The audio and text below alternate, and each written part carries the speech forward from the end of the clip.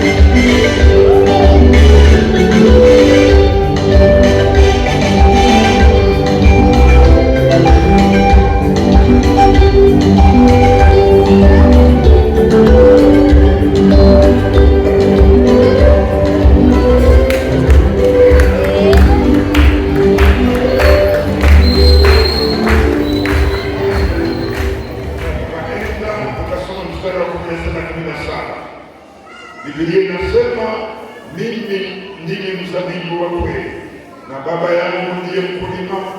Kila tawi ndani yangu lisilozaa huliondoa, na kila tawi lizalo hulisafisha, ili lizidi kuzaa.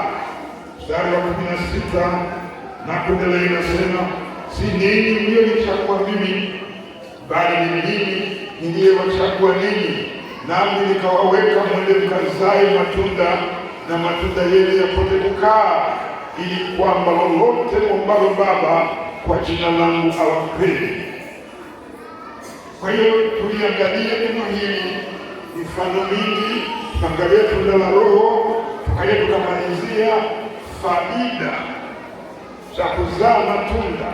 Bwana hakutuita hapo nasi kwamba tuje tu kupoteza muda, ametuweka kwa kusudi maalum. Jina la Bwana libarikiwe. Na ukifanya mapenzi ya Mungu, Mungu ataendelea kusafishia ili uzae zaidi. Tusifike mahala patawe kukatwa, tusifike huko, na hakuna sababu ya kufika huko. Na Mungu awabariki. Leo tuna kitabu cha Samuel, jumbe muhimu sana.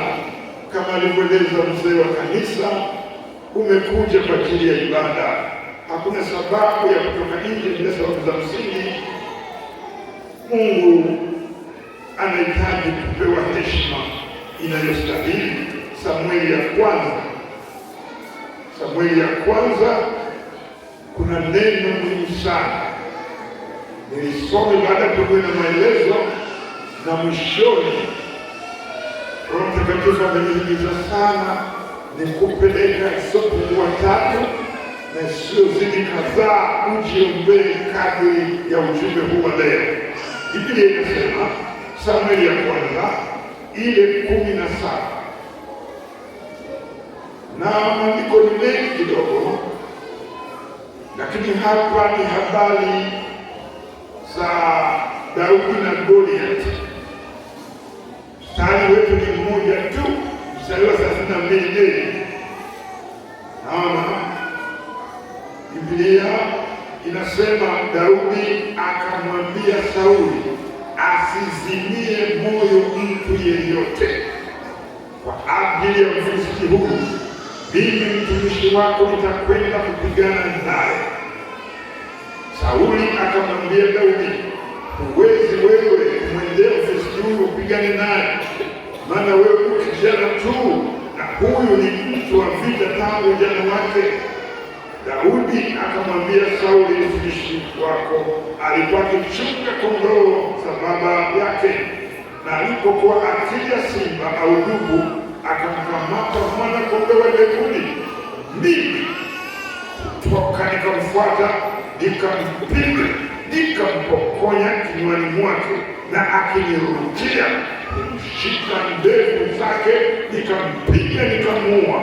Mtumishi wako alimuua simba na dubu pia, na huyu Mfilisti asiyetahiriwa atakuwa kama mmoja wao, kwa sababu amewatukana majeshi ya Mungu aliye hai.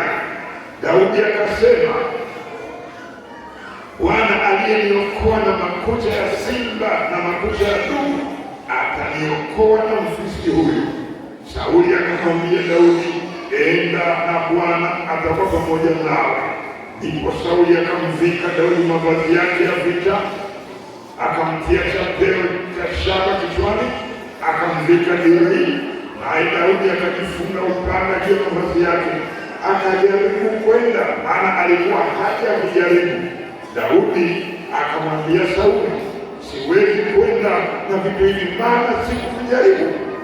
Basi Daudi akavivua, akaichukua fimbo yake mkononi, akajichagulia mawe laini 5 katika kijito cha maji, akayatia katika mfuko wa kichungaji aliyokuwa nao, maana ni mkoba wake, na kombeo lake alikuwa nalo mkononi mwake. Akamkaribia yule Mfilisti. Huyu Mfilisti naye akamsogelea Daudi na kumkaribia, na mtu yule aliyemchukulia ngao yake akamtangulia. Hata Mfilisti alipotazama huku na huku, akamwona Daudi, akadharau, kwa kuwa ni kijana tu mwekundu tena ana sura nzuri. Mfilisiti akamwambia Daudi, je, mimi ni mbwa hata umenijia kwa fimbo? Mfilisiti akamlani Daudi kwa miungu yake. Mfilisiti akamwambia Daudi, njoo huku kwangu, nyama yako itawapa ndege wa angani na wanyama wa mwituni. Ndipo Daudi akamwambia yule Mfilisiti, wewe unanijia mimi na upanga na fumo na mkuki, bali mimi ninakujia wewe kwa jina la Bwana wa majeshi, Mungu wa majeshi ya Israeli uliyewatukana. Hebu sema amen. Mstari wa 46 anasemaje? Siku hii ya leo Bwana atakuua mkononi mwangu, nami nitakupiga na kukuondolea kichwa chako. Nami leo nitawapa ndege wa angani na wanyama wa nchi mizoga ya majeshi ya Wafilisti, ili kwamba dunia nzima wajue ya kuwa yuko Mungu katika Israeli, na jamii ya watu wote pia wajue ya kwamba Bwana haokoi kwa upanga wala kwa mkuki, maana vita ni vya Bwana, naye atawatia ninyi mikononi mwetu. Ikawa hapo Mfilisiti alipojiinua akaenda akamkaribia Daudi, ndipo Daudi naye akapiga mbio akalikimbilia jeshi ili akutane na Mfilisiti. Daudi akatia mkono wake mfukoni, akatoa humo jiwe moja, akalitupa kwa kombeo lake, akampiga Mfilisiti katika kipaji cha uso. Jiwe hilo likamwingilia kipajini, akaanguka nchi kifudifudi. Hivyo Daudi akamshinda yule Mfilisiti kwa kombeo na jiwe, akampiga Mfilisiti akamuua, lakini Daudi hakuwa na upanga mkononi mwake. Ndipo Daudi akapiga mbio akasema juu ya Mfilisiti, akautoa upanga wake, akaufuta alani mwake, akamuua, akamkata kichwa kwa upanga huo. Na Wafilisti walipoona kuwa shujaa wao amekufa, wakakimbia. Shangilie Bwana kwa makofi mengi. Arudi tena, ujumbe uko Samueli ya kwanza 17:32a. Daudi akamwambia Sauli asizimie moyo mtu yeyote. Ndugu zangu, hata baada ya kuokoka tunakutana na changamoto ambazo unaweza ukadhani Mungu ameniacha. Naomba hili lijue ili uweze kulitambua.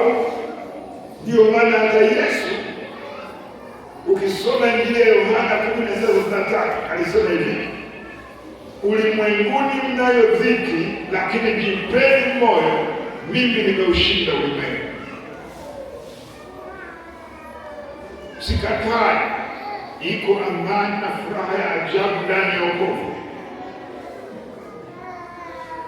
kabisa, lakini bado kuna changamoto na mambo tunayokutana nayo.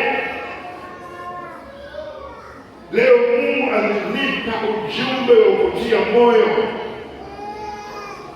Usizimie moyo kwa yale unayokutana nayo katika maisha yako. Sema amen. Haleluya. Mungu, ndugu zangu, majuzi nimeeleza binafsi hai anaishi, anaweza kafurahi, anaweza kachukia.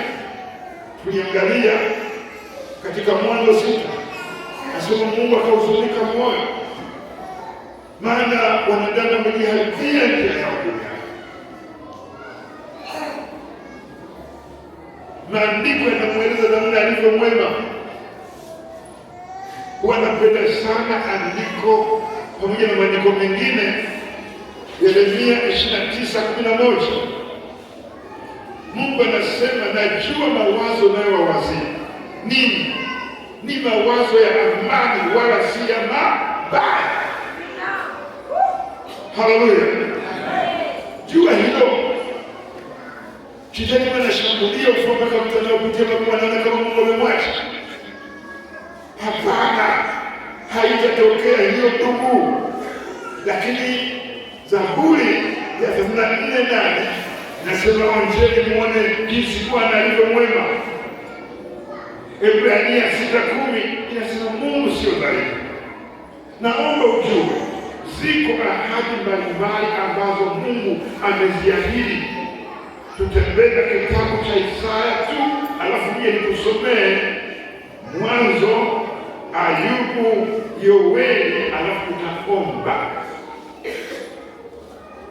Ndiyo maelekezo Roho Mtakatifu aliyonipa. Ni ibada ya baraka sana kuikosa hii, si kwa faida yako. Labda wale ambao hawajaja kwa sababu moja au nyingine, na mara kadhaa nimetoa rai kukosekana kwenye makusanyiko kuwe kuna sababu ambayo hata Mungu inamwingia akili.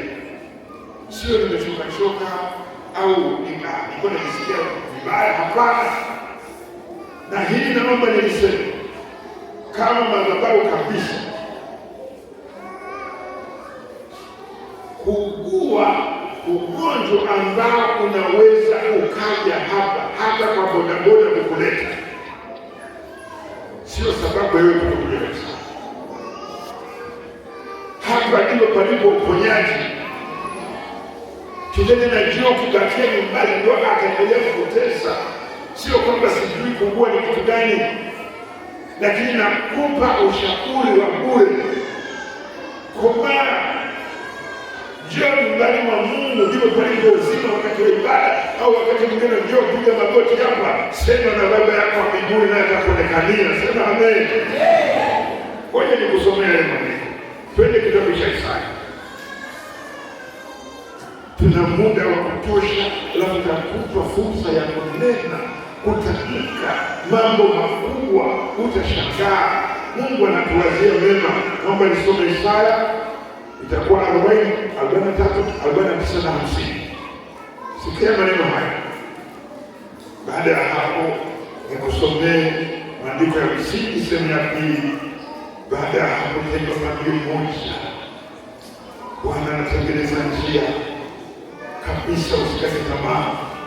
Hata kama kanuni na kodi za dunia zinagoma, mimi wanaipenda Biblia sana kabisa.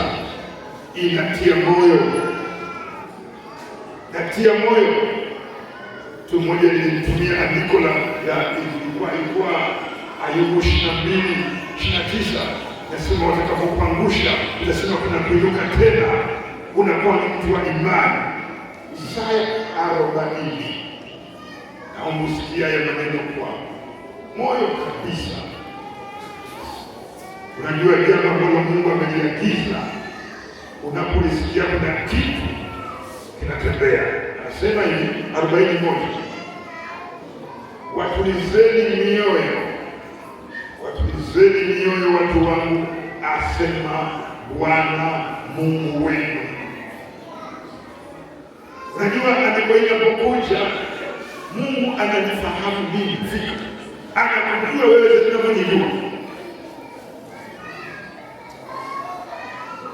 Labda unapitia au utapitia. Ndio tunasema ujumbe unanituliza mimi, maisha yangu yanaenda, biashara inaenda, ndoa yangu amani, sina shida. Huwezi kujua mbele kuna nini. Bwana anaagiza wachungaji tuwatulize mioyo. Tunakutana mambo ya kutisha. Wewe ni shahidi, mimi ni shahidi. Sikuja niwaeleza kama sisi wachungaji tunakuwa tunakaa mbinguni, muda wa ibada mnaanza ibada mpaka mnatoa sadaka, muda wa neno mnaomba, alafu nadondoka ahubiri. Sema mvumilie mkeo, mvumilie mmeo, usirudi nyuma, songa mbele, fanya hivi. Mungu angekuja hapa duniani hao. Sasa nakuja natuhubiria, anaenda huko juu. Ndio maana sababu hata ya Yesu kuja, aliishi ashiriki maisha yetu ili awe solo project. Bibi nasema maisha yake yote miaka 33 na nusu aliyoishi Yesu hakutenda dhambi wala hila haikuonekana kinywani mwake. Sio kwamba alijaribiwa tu, alijaribiwa mpaka na shetani mazima, lakini alishinda kifo na mauti, akashinda. Mshangilie Bwana kwa makofi na vigelegele. Kwa hiyo Bwana amenituma nikutulize. Anakufahamu na ameshakata tamaa kwamba kama wokovu ndio hivi sasa, kama kanisa la Makanyagia ndio hivi, maana kama mchungaji ndio hivi, wazee ndio hivi, naomba wewe mtulize. Bwana amenituma neno na kutuliza, maana mchungaji makamani mmoja wa kazi yake ni kuomba, na ninawaombea kweli, lakini kufundisha ni ukemea, ni kuonya, ni kutia moyo. Hatuwezi muda wote, kama Mungu akipenda tutafanya hivyo, lakini aliponipa neno la kutia moyo, asizimie moyo mtu hapa kwa yale yanayokutana nayo, ushindi upo. Sema amen. Lakini twende Agano tatu hapa. Kanisa Isaya au tarudi maandiko matatu, tutaingia kwenye maombi. Hivyo tu. Agano tatu, 1-4. Nasema hivi, na hapa hili linakuhusu wewe, sio Israeli wale wa wakati ule. Nasema hivi, Isaya 3:1-4. Lakini sasa Bwana aliyekuumba Yakobo, nikuweka jina lako hapo. Yeye aliyekuumba Israeli, jina lako pia hapo. Usiogope, maana nimekukomboa. Nimekuita kwa jina lako. Wewe u wangu. Upitapo katika maji mengi, itakuwa pamoja nawe, na katika moto hautakugharikisha. Uendapo katika moto hautakuteketeza, hutateketea, wala mwali wa moto hautakunguza. Maana mimi ni Bwana Mungu wako, Mtakatifu wa Israeli, Mwokozi wako. Angalia ahadi za Mungu hapa chini, anasema maana ulikuwa wa thamani machoni. Nieleze kidogo hapa. Siku moja nimesema na wengine huwa wanasema tumesamehewa dhambi, lakini si majaribu. Na uwe mtu wa imani katika ile jaribu, Mungu yupo pamoja na wewe. Ndicho alichokifahamu mtumishi wa Mungu Yusufu, kwamba katika hili tupo kwenye shida, kutolewa, kufanya biashara, kwenda kutaka kubakwa na mwanamke. Mara nyingi wanaume ndio wanabaka wanaume, wanaume wanabaka wanawake, lakini cha ajabu mwanamke anataka kumbaka mwanasiji, lakini akasema hapana, kutupwa gerezani. Bado alijua Mungu yuko pamoja na mimi. Hatimaye kusudi la Mungu litimia. Unapokuwa kwenye mapito, usidhani Mungu amekuacha. Hili walijua shaka kionyesha kwamba huko kwenye moto kunaye Mungu. Danieli alijua huko kwenye tundu la simba ninaye Mungu. Bwana libarikiwe. Hebu twende na Israeli hiyo. 49.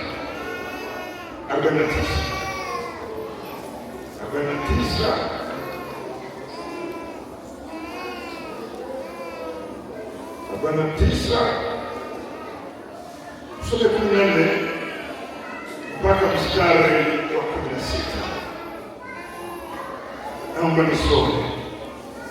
Asante kwa kusikiliza na kwa usikivu. Yanapofika masikioni mwako haya, kuna kitu kinatokea ulimwengu wa maisha yako.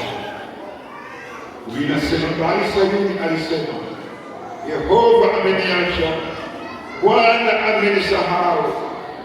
Je, mwanamke aweza kumsahau mtoto wake anyonyaye, hata asimhurumie mwana wa tumbo lake? Naam, hawa waweza kusahau, lakini mimi sitakusahau. Hebu sema amen. 16 nasema, tazama nimekuchora katika vitanga vya mikono yangu, kuta zako zi mbele zangu daima. Neno hili ukitafakari kwa ndani, kuna kitu kinatokea maishani. Haleluya! Kasema Bwana ameniacha ili kwambie, Mungu akikuacha shetani atakuvuruga. Sasa Mungu amewapa sifa kina mama. Maana kaza nilikuwa nikieleza kwa nini msikia kubali mmoja. Asema kina mama kutaka kupata hela yao wasifu. Waimbie nyimbo na kuambia bahasha ndio hapa. Tuwasifu kwa haki, sio kwa lengo la bahasha, sio kwa lengo la sadaka zao. Ni kweli mna mapungufu wa mama, hata nyie wenyewe, lakini kuna maeneo mko very strong, mjijue. Sikuja mimi nieleze kwanza kazi mlionayo ya uumbaji, mnaumba pamoja na Mungu. Unajua Mungu ni msarafu, ana taratibu zake. Yaani akaona akitaka kuniumba mimi akamata udongo apulizie, akitaka kumbe mwenyezi apulizie. Mungu sasa akaona nina umama na wadama, uumbaji unaendelea kupitia kuzaliana. Ndio maana kuna haya kusema nimeumbwa na Mungu. Mjinga mmoja alikuwa anaitwa jina lake Simsutaji, alikuwa anafanya naye kazi hivi. Akasema bisheni, mimi Mungu wangu ni baba yangu aliyezaa. Kama angalia ni mwana kusoma tu bila wokovu, unaweza kuwa mjinga katika maeneo mengine. Maana akusoma jua ni kwa usiku wako giza.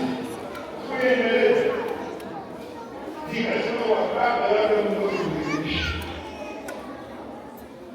Akakuchini kwa kusema ninginevyo baba angebeba mimba.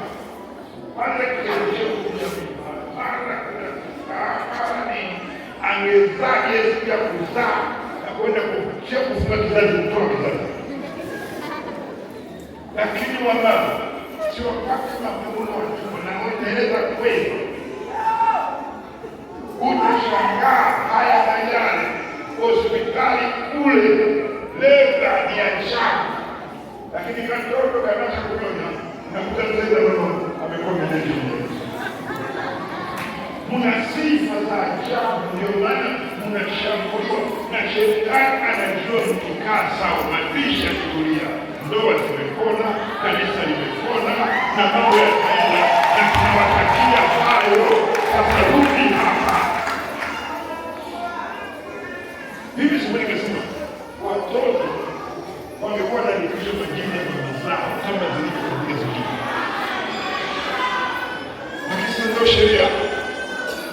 Ndio maana hapa siku nikasema mmekaa nyumbani, tunaiombea amani nchi. Hivi ni kwambie, tunaiombea nchi hii na Mungu yuko kazini. Sema amen. Nikasema itokee mmekaa na watoto tena, wewe wadogo mnalea, unakula, msikie bovu. Mimi nakwambia baba, na msuli wetu na ndugu zetu na mara zetu, breki ya kwanza mwenyewe tena zile ambazo mbanga anapiga mkono zaidi. Namna cha kwanza watoto uongo kweli, hatupakani na Mungu, tunaelezana kweli. Ndio maana hata hapa anasema, je, mama aweza kusahau mwanae? Haiwezekani. Yeye baba, hebu naomba mtulie kwa Yesu. Mimi nawaambia si watu wake, ni watu muhimu sana. Weka toto tu bado kachana, sawa? Wababa wengine wanaogopa katika toto kachana. Mmoja kashuka kikaza yake baadaye. Zika kwako. Sasa ni kazi ya kalei. Hapo kenyewe kaisha jerushi. Shehenda kalenda kushusha pale pale. Uongo kweli?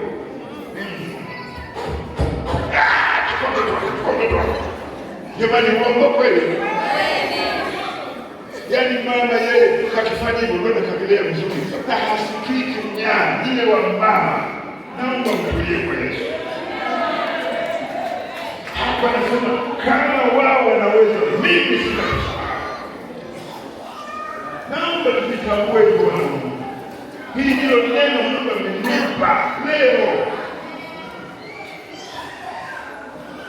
Ndio maana mimi kuna wakati ninaposoma maandiko kwa rahisi mtu ambaye kwa tofauti na ndivyo nilivyokwenda kabisa. Soma maandiko uone hapo ya chambeleo mara. Haleluya, haleluya. Hebu tuende andiko la mwisho au tuli kwenye hayo mawili kutoka kwa matatu. Takufanya fupi ya kueleweka. Takufa dakika za kuomba, usio wa kutokuomba. 54. Nasemaje? Bwana Mungu amenipa ulimi wa hawa wafundishao, nipate kujua jinsi ya kutegemeza kwa maneno yeye aliyechoka. Kuna watu wamechoka kuomba, utu mpya umechoka. Wokovu, yaani anakuja hapa kama mtu anaenda kama jambazi na kituo cha polisi. Hapo unatakiwa uje kwa furaha au bado hujaokoka? Biblia inasema nilifurahi walipokuja nyumbani kwa Bwana. Umechoka, wewe ni shahidi. Iwe kwenye utoaji, iwe kwenye nini. Sasa Bwana amenije nikutie moyo. Huna sababu ya kukata tamaa. Na maombi yatahusu mambo yafuatayo. Jiandae kabisa. Itakuwa fursa ya kipekee. Unayo mengi yaliyoko siku. Wewe ni shahidi, unajijua. Lakini Mungu anakuwazia mema, ananiwazia mema. Mimi nikisha soma ndivyo kama haya. Ndio maana siku nawaambia kesho yangu sio ya leo na jana. Amini hivyo na wewe. Na shetani na mpingamizi vitunishie msuri. Mimi wa juzi na jana na leo sio kesho. Mimi ni muombaji, ni msomaji wa neno, ni mwimbaji, ni mtoaji, ni mshindi, sio mshindwe.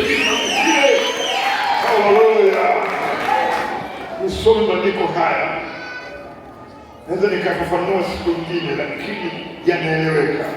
Kitabu cha Mwanzo. Jiandae kuomba juu ya hiyo. Alafu Ayubu na Yoeli. Takuwa nimemaliza maelekezo ambayo Mungu alinipa. Na nasikia nguvu ya Mungu inatembea kabisa katikati yetu. Na kutia moyo. Mwanzo 26.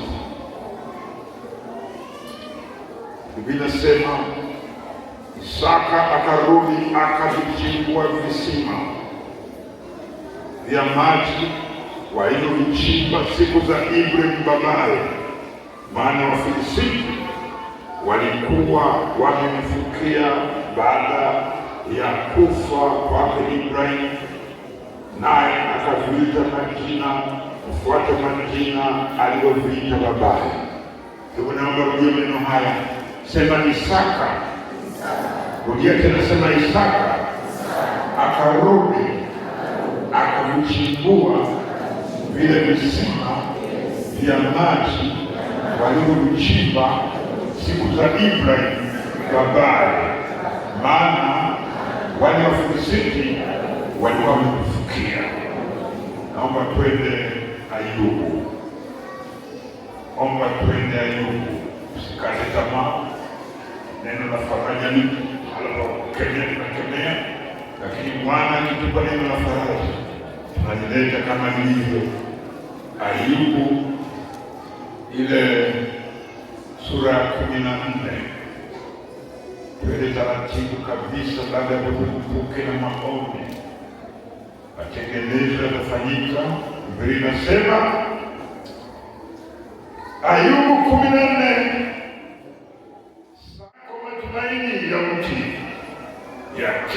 ya kuwa ukikatwa utachipuka tena, wala machipuzi yake hayatakoma. Ijapokuwa mizizi yake kuchakaa mchangani na shina lake kufa katika udongo, lakini kwa harufu ya maji utachipuka na kutoa matawi kama mche. Naomba rudia maneno haya tena, sema, kwani yako matumaini ya mti ya kuwa ukikatwa utachipuka tena, wala machipuzi yake hayatakoma. Ijapokuwa mizizi yake kuchakaa mchangani na shina lake kufa katika udongo, lakini kwa harufu ya maji utachipuka na kutoa matawi kama mche. Yeremia, Yeremia. Yaani hayo hayahitaji ufafanuzi, wewe unajijua. Yeremia 18, moyo wako uanze kuwa na kiu ya kuomba sasa. Biblia inasema neno hili ndilo lilomjia Yeremia kutoka kwa Bwana kusema, ondoka ukashuke mpaka nyumba ya mfinyanzi. Yeremia 18:1-4. Na huko nitakuzikizisha maneno yangu. Basi nikashuka mpaka nyumba ya mfinyanzi, na tazama, alikuwa akifinyanga kazi yake kwa magurudumu, na chombo kile alichokuwa akikifinyanga kilipoharibika mkononi mwake, yule mfinyanzi alikifinyanga tena kuwa chombo kingine, kama alivyoona vema yule mfinyanzi. Alizia Yoeli 2:25. Kweli naomba msimame hapo, ute wino, twende tuombe. Ndiyo maelekezo Mungu aliyonipa kwenda kuwatembelea watu wake. Naomba nisome Yoeli. Jiandae, fungua moyo wako. Ibada hazifanani, lakini ya leo itakuwa katika mfumo huu. Nami naenda kusoma sasa Yoeli 2:25. Nasema, nami nitawarudishia hiyo miaka iliyoliwa na nzige na palale na madumani na tunutu.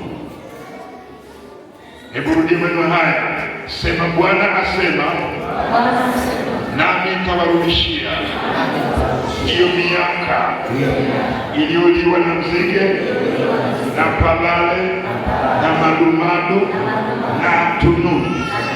Hebu niombe usimame huko nyuma kabla tujaanza kuimba, niseme maneno haya.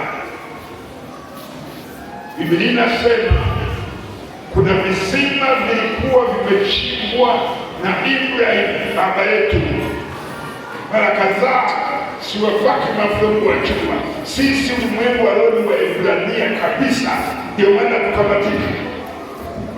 Ndio maana taifa lolote likiwa kinyume na Israeli wanatoka maji kwenye kinywa. Lile ni taifa la Mungu. Walipovichimba vile visima vikawa vinatoa huduma. Baadaye alipokufa wakavifukia, lakini Isaka akavifungua vikatoa maji tena. Nisikie, katika mambo mbalimbali, lipi ambalo limefukiliwa unahitaji kuomba lifukuliwe? Sema amen. Sema amen. Lakini tumesoma katika Ayubu, mti uliokatwa waweze kuchipuka tena. Shida yako nini? Hofu yako nini? Tumeandika Yeremia 32:27. Nikamwambia waandishi, nisema andikeni Yeremia 32:27 Agano la Kale na Luka 1:37 Agano Jipya. Tusimchukulie Mungu kama Dagoni. Nilikuwa nasoma jana, Dagoni sanduku la Bwana limeingizwa kwenye hekalu lake, asubuhi yake wanakuja liko chali, wakamsimamisha. Asubuhi yake wanakuja vitango vimekatika, kibeki wiliwili tu. Sio Mungu wetu. Haleluya! Kipi ulimwengu wa roho? Huwezi kuomba labda uchumi, afya. Mwamini Mungu ndugu zangu. Haleluya. Lakini tumeangalia katika Yeremia, chombo kile kilikuharibiwa bado kilitengenezwa kikafaa. Mungu anataka atengeneze lipi kwako katika mambo ya kiroho, mambo ya kawaida. Na mwisho anasema atakwenda kuturejeshea jua haki zako za kiroho, kiuchumi. Wewe hupasi kuwa hivyo, sipasi kuwa hivi. Haya mambo manne: visima vilivyofukiwa, kufukuliwa, mti uliokata kuchipuka, chombo kilichoharibiwa kutengenezwa upya, na kila kilichoharibiwa, iwe afya, kilichoharibiwa Bwana arejeshe. Twende tuabudu. Funika macho yako, mashemasi funika macho yetu, alafu twende kwa dakika 5, kila mtu anene, aombe. Kuna jambo linatokea, kuna jambo linatokea. Haleluya.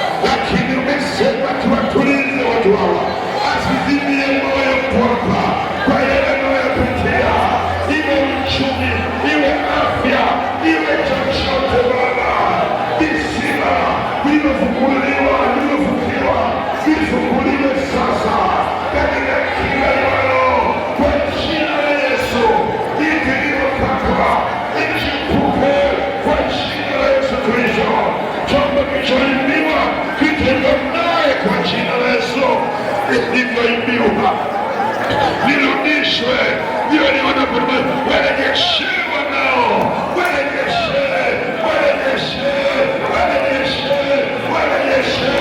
furaha ya wokovu, furaha ya uchumi, furaha ya afya, furaha ya kiroho, kuna kumjua Bwana.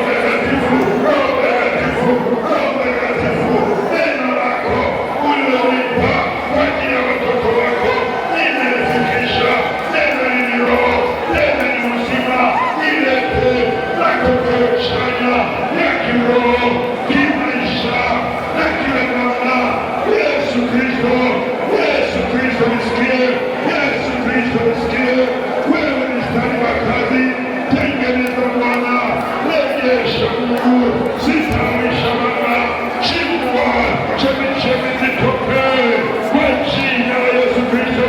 Endelea kumlilia Bwana, endelea kutamka.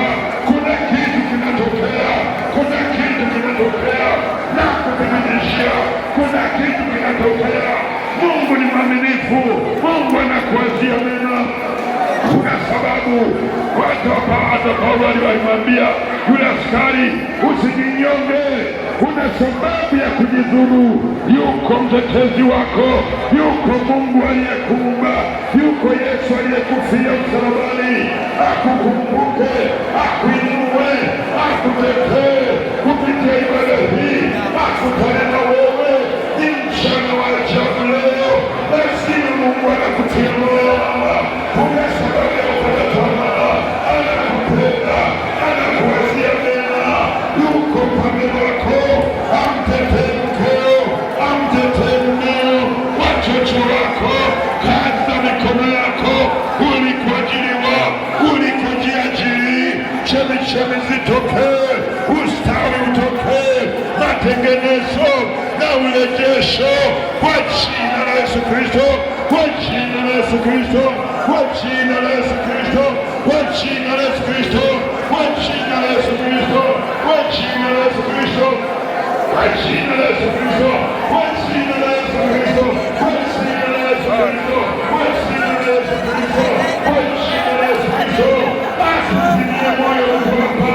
Yuko sifa kama ya Yuda, ameshinda kifo na mauti. Ikalabasha Baba ikatakatakarabashana. Acha mashaka, kili ushindi. Hafilisiki mtu hapa, hafi mtu hapa, haonewi mtu hapa, halewi mtu hapa. Bwana atakufanya uwe juu wala sio chini, uwe wa kwanza wala sio mwisho, uwe mbele wala si nyuma. Ukabarikiwe katika kila liwalo. Bwana anayenena katika majesi wako. Arabashana rabakutikataka vikanda rabakushika orabaikarabasha vikanda rabako vikanda rabakataka rabasha irabasha vikanda rabako orikanda rabakutikataka rabase vinabayana rabaka vikanda rabase orikataka rabasha rabakuti vinabakaka rabasha. Baba nashukuru neno hili ukalitimiza juu ya wanao. Kila kilichofukiwa kimefunguliwa sasa.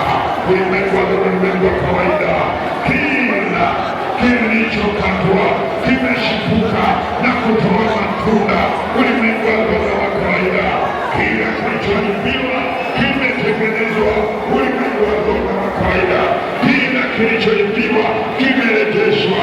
Kilichoiwa na madumadu na zige na parale kimerejeshwa kwa watumishi wako maradufu. Ulimwengu wa kawaida, kwa kanisa, kwa familia, kwa kila kiwacho. Kushukuru Baba, kutukuza Bwana, kutukuza Bwana. Jina lako ni kuu, unaweza na yote. Ni ishara ya upendo juu yetu Bwana, nasi tunahitaji kukuheshimu kwa jina lako. Kushukuru kwa haya machache katikati yetu, wako waliokuwa na shida mbalimbali ya ugonjwa, na kwa uponyaji juu yako kwa jina hilo. Awazima pepo kuzagiza ushinde katika wanaume pigwa kwa jina Kristo, na kwa uzima Baba waliokuja na fadhaa na pamoja wanauma kila mtu atoke hapa atuone kutana na wewe mazima. Wewe uko upande wetu, ni nani aliye juu yetu? Na kutukuza na kufurahia mwamba wa wokovu wangu, nikiamini wewe ni Bwana. Hata wageni wetu uwabariki. Ni wakati wa kanisa yaliyofunguliwa kikanisa yafunguliwe. Yaliyokuwa kikanisa yachipuke na kutoa matunda. Yaliyokuwa kikanisa yatengenezwe. Yaliyokuwa yarejeshwe kwa amri ya Mungu. Yaliyokuwa na pema tunadu turejeshe hata kwa taifa letu. Afrika na ulimwengu mzima. Jina lako libarikiwe Bwana. Tunapotabanika vikao na baadaye jioni, uturudishe Baba yetu mahali hapa, uturudishe mahali hapa Baba, uturudishe tena jioni, tusikie unataka kusema nasi sisi watoto wako, hasa katika siku za mwisho, katika jina la Yesu Kristo. Na watamkia ushindi watoto wako katika kila liwalo, ukawe adui wa maadui zao na mteso wa Yesu wao. Ibada hii ikaendelee kuwa nguzo na mafanikio katika maisha yao, katika jina la Yesu Kristo. Wakaendelea kuomba inua mkono wako namna ili kutamkia baraka za madhabahu katika jina la Yesu Kristo. Yaliyofukiwa yafunguliwe kwa jina la Yesu Kristo, yaliyokatwa yachipuke na kuzaa matunda kwa jina la Yesu Kristo. Kila kilichoibiwa kitengenezwe, kilichoibiwa kirejeshwe kwa jina la Yesu Kristo. Yaliyoliwa na pepo na pale upokee kwa jina la Yesu Kristo.